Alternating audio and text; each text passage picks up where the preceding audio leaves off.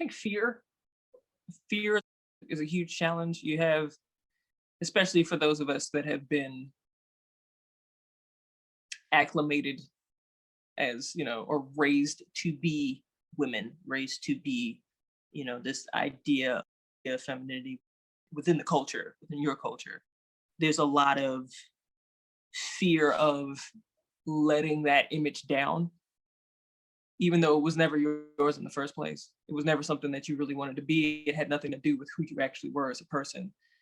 There's a lot of fear of like being your own person and following your own path and living the life that you feel like is appropriate for yourself, because you kind of feel like, you know, you're letting those that came before you down, and like all the things that they did sacrifice.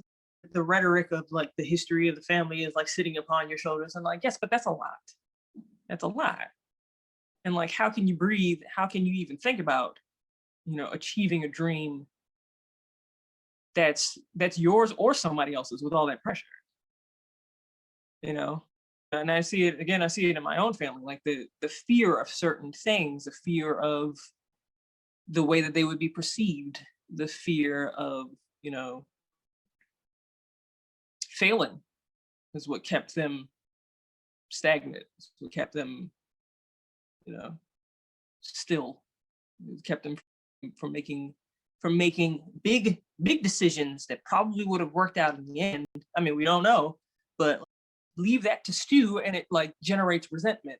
And then once you wake up and it's too late, and you realize that, like, you did all that really for nothing.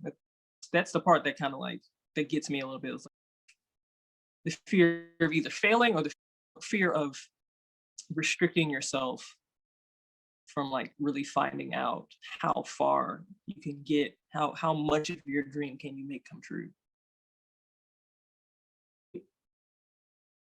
So there's a lot of men in the field that I work in. There have been some non-cis male types have come through and been employed. It's almost the same as just performing in general. You have to be confident in you before anybody else is. And that's the only way that you're going to get them to believe it, whether it's an audience of just an audience or an audience of your coworker. There's nothing more powerful than the self-assurance of a mediocre white man.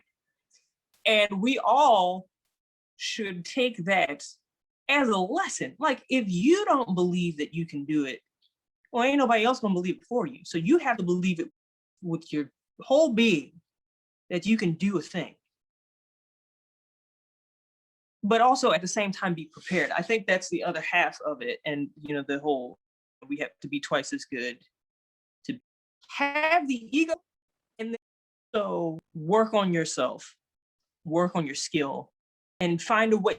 There's literally no excuse now to not have a certain skill. You might not be good at it, but you are doing it to the best of your ability. And the more that you do it, the better you're going to get at it.